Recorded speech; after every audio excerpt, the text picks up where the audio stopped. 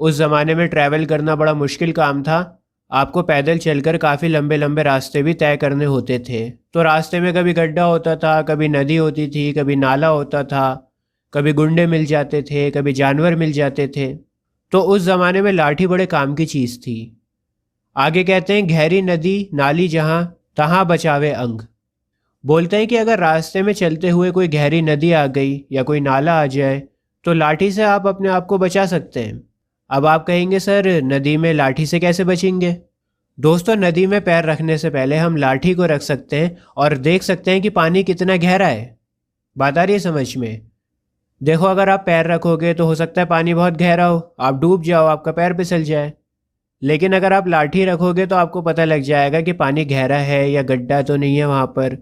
तो इस तरह से लाठी आपको बचा सकती है, ये बताकर कि पानी कितना गहरा है। तहाँ बचावे अंग, झपटी कुत्ता कह मारे। और अगर रास्ते में चलते हुए कोई कुत्ता आपके ऊपर झपटता है तो फिर ये लाठी आपको उस कुत्ते से भी बचा लेगी। दुश्मन दवागीर होए, तीनों को झारे। और अगर कोई दुश्मन हम पर अटैक करता है, हमें काबू करने की कोशिश करता है, तो इस लाठी से हम उस दुश्मन को भी दूर भगा सकते हैं। क्या गिरिधर का विराय, सुनो हे दूर के भाटी। भाटी का मतलब यहाँ पर है राही, वेंडरर। जो रास्ते पे चल रहा होता है ना, कहीं जा रहा होता है, घूम रहा होता है, उसको कहते हैं। तो बोल रहे हैं कि गिरिधर ने ये एडवाइस दी है राही को। गिरिधर कौन है? गिरिधर पोएट हैं जिन्होंने ये कविता लिखी है। तो पोएट यहाँ पर एडवाइस दे रहे हैं राही को। क्या एडवाइस दे रहे हैं? सब हथियार छांडी, हाथ में लीजो लाठी। बोलते हैं कि ओ दूर के राही, सारे हथियारों को छोड़ दो, बस हाथ में एक लाठी को थाम लो। ये लाठी बड़े काम की चीज़ है। सभी हथियारों को छोड़ दो, इस लाठी को थाम लो, क्योंकि ये लाठी सफ़र में तुम्हारे बहुत काम आने वाली है। कमरी थोड़े दाम की, बहु तो आवे काम। दोस्तों, यहाँ पर बात हो रही है कंबल की, ब्लैंकेट की। कमरी का मतलब होता है कंबल।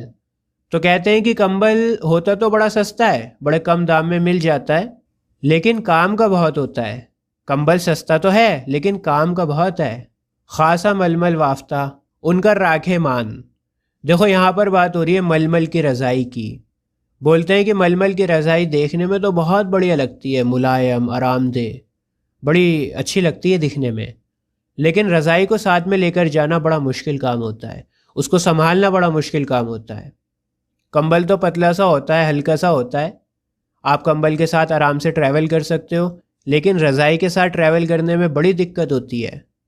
दोस्तों, कंबल को रज़ाई से कंपेयर कर रहे हैं पोएट और बोल रहे हैं कि रज़ाई इतनी बढ़िया नहीं होती, दिखने में तो काफ़ी अच्छी मुलायमदार मखमली होती है, लेकिन कंबल सबसे बढ़िया है। आजकल तो कंबल भी रज़ाई जैसे आ रहे हैं, लेकिन ये पोएम मैंने आपको बताया बहुत पहले लिखी गई थी। और हम लोग जो एसी में कंबल ओढ़ते हैं ना, ब्लैंकेट्स जो हल्के वाले आते हैं, यहाँ पर उन ब्लैंकेट्स की बात हो रही है जो बहुत पतले होते हैं, हल्के से होते हैं। उनकर राखे मान, बंद जय आड़े आवे। बोलते हैं कि कंबल को तो आप कैसे भी मोड़ तोड़ के और उसकी गठरी बनाकर आप अपने पास में रख सकते हो, बड़ा आसान है उसको तय करके अपने पास में रखना। बकूचा बांधे मोट, राती को झारी बिछावे। और जब ज़रूरत पड़े तो रात में कंबल को बिछा कर सो सकते हो उसके ऊपर। ठीक है, उसको समेट कर गठरी बनाना कोई मुश्किल काम नहीं है, बहुत कम जगह घेरता है, अपने पास में रख सकते हो।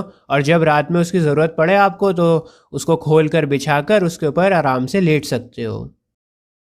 क्या गिरिधर का विराय, मिलत है थोड़े दमरी, सब दिन राखे साथ बड़ी मर्यादा कमरी। गिरिधर पोएट का नाम है, मैंने आपको बताया। तो लास्ट की लाइन में पोएट बोलते हैं कि कंबल भले ही बड़ा सस्ता हो, लेकिन कंबल को साथ में रखोगे तो समय समय पर आपको उसकी ज़रूरत पड़ सकती है और आप उसको इस्तेमाल कर सकते हो। तो यहाँ पर वो एडवाइस दे रहे हैं कि भैया कंबल को अपने साथ में रखा करो, समय समय पर उसकी ज़रूरत पड़ेगी आपको और आप उसको इस्तेमाल कर सकते हो, बड़े काम की चीज़ है। सस्ती है लेकिन काम की बहुत है। गुण के गाहक सहस नर, बिन गुण लहे न कोई। दोस्तों, इस वाले स्ट्रेंजा में बात होगी इंसान के गुणों की। देखिए, अगर इंसान बढ़िया होता है, टैलेंटेड होता है, स्किल्ड होता है, पढ़ा लिखा होता है, तो हर कोई उसकी इज्जत करता है, उसके साथ बात करना चाहता है, उसके साथ कनेक्शन बनाना चाहता है, उसके साथ दोस्ती करना चाहता है। लेकिन जो इंसान आम होता है, पढ़ा लिखा नहीं होता, टैलेंटेड नहीं होता, स्किल्ड नहीं होता, उस इंसान से कोई भी बात करना पसंद नहीं करता, उससे कोई दोस्ती नहीं करना चाहता। तो अगर आपके अंदर गुण है तो फिर ये समाज आपसे जुड़ेगा, अगर आपके अंदर गुण नहीं है तो फिर ये समाज आपका नहीं होगा। जैसे कागा कोकिला शब्द सुने सब कोए। यहाँ पर कौवे और कोयल का एग्जाम्पल दिया है पोएट ने। पोएट कहते हैं कि कौवा और कोयल दिखने में एक जैसे होते हैं, दोनों का रंग काला होता है, लेकिन दोनों की आवाज़ में ज़मीन आसमान का फ़र्क होता है। रंग काला है, दोनों पक्षी हैं, एक जैसे दिखते हैं, लेकिन आवाज़ में कितना फ़र्क है आप ये देखो। शब्द सुने सब कोए, कोकिला सबे सुहावन। कोयल की आवाज़ बहुत ही मीठी होती है, बड़ी मधुर होती है, कानों को बड़ी अच्छी लगती है, दिल करता है सुनते ही जाओ सुनते ही जाओ, और इसीलिए हर कोई कोयल को सुनना चाहता है। लेकिन दूसरी तरफ कौवा है, काएँ काएँ करता रहता है, उसकी आवाज़ बहुत ही बेकार होती है, बहुत ही कर्कश होती है, और इसीलिए कौवे को कोई भी सुनना पसंद नहीं करता। अगर वो ज़्यादा चिल्लाता है तो उसको भगा देते हैं। को एक रंग काग सब भय अपावन। दोनों का एक ही रंग है, लेकिन कोयल सबको पसंद है और कौवे को कोई भी पसंद नहीं करता। क्या गिरिधर कवि राय सुनो ओ ठाकुर मन के, बिन गुण लहे न कोय, सहस नर गाहक गुण के। पोएट बोलते हैं कि बिना किसी गुण के समाज में आपकी कोई जगह नहीं है, कोई आपको नहीं पूछेगा। बेकार इंसान को कोई नहीं पूछता है। तो इसीलिए अपने आप को स्किल्ड बनाओ, कामयाब बनाओ। अगर आपके अंदर कोई गुण होगा, आप कामयाब होगे, तो फिर आपको सब लोग पूछेंगे, आपके साथ सब लोग दोस्ती करना चाहेंगे। संसार में मतलब का व्यवहार। दोस्तों, इस स्ट्रैंजा में पोएट दुनिया की हकीकत के बारे में बता रहे हैं कि दुनिया कितनी ज़्यादा मक्कार है, कितनी ज़्यादा मतलबी है।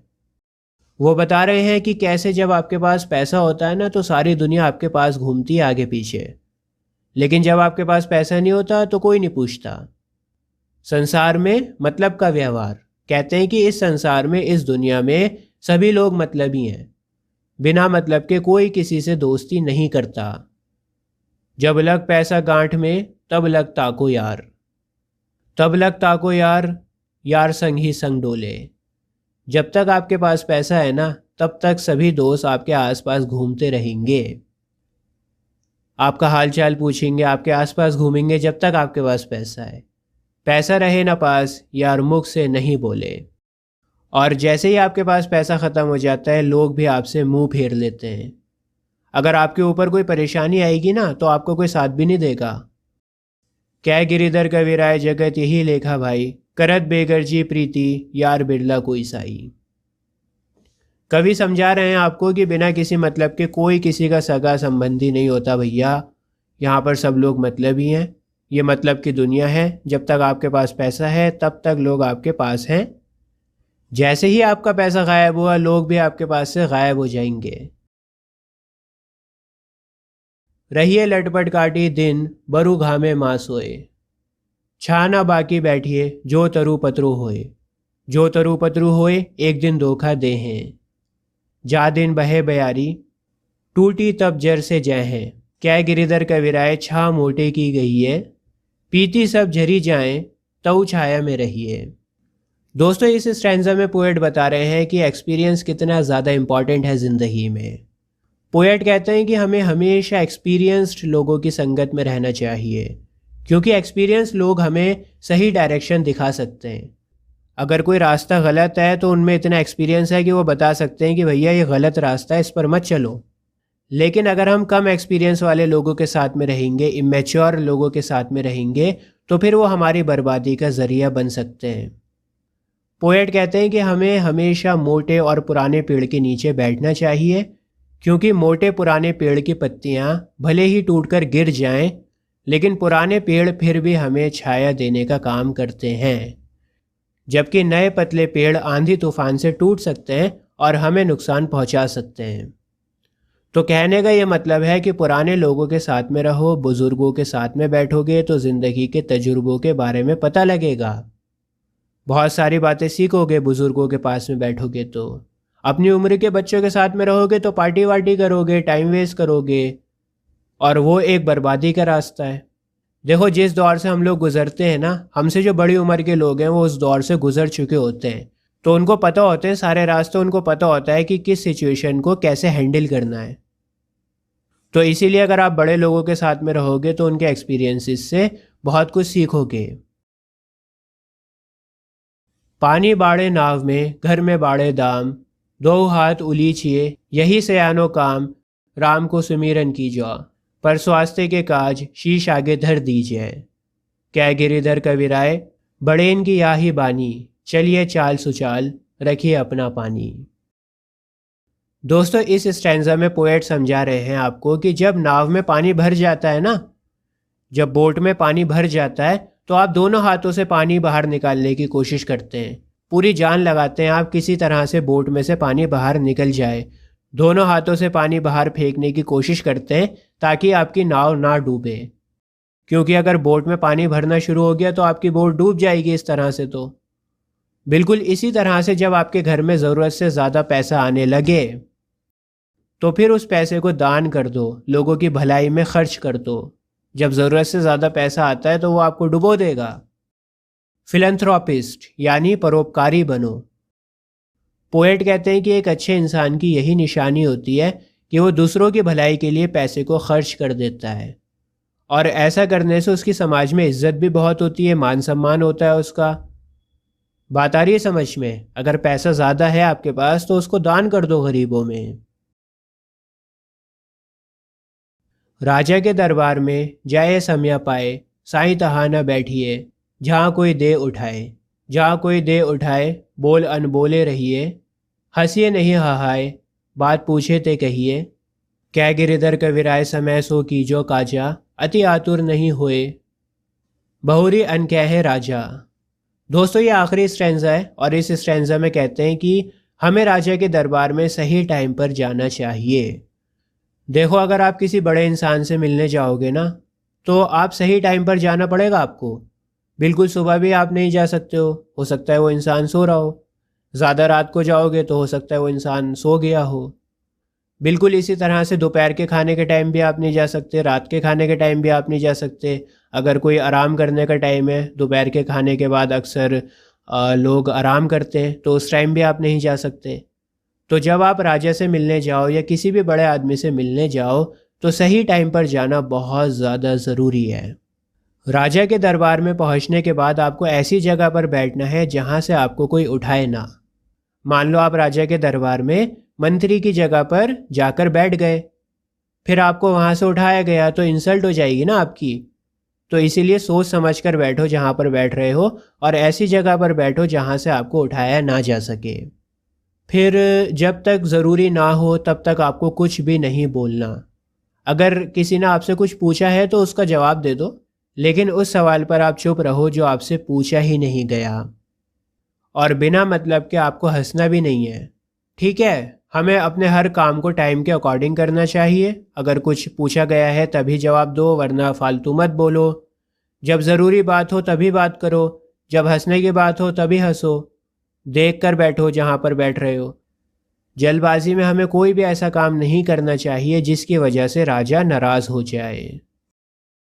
दोस्तों अगर आपको आईसीएसई के बाकी चैप्टर्स को भी देखना है तो अभी आपकी स्क्रीन के ऊपर एक प्लेलिस्ट आ रही है। इस प्लेलिस्ट पर क्लिक कर कर आपको सारे चैप्टर्स मिल जाएंगे फ्री ऑफ कॉस्ट, बहुत ही आसान लैंग्वेज में। मैंने सारे चैप्टर्स को पढ़ा रखा है। आज के लिए बस इतना ही। जय हिंद।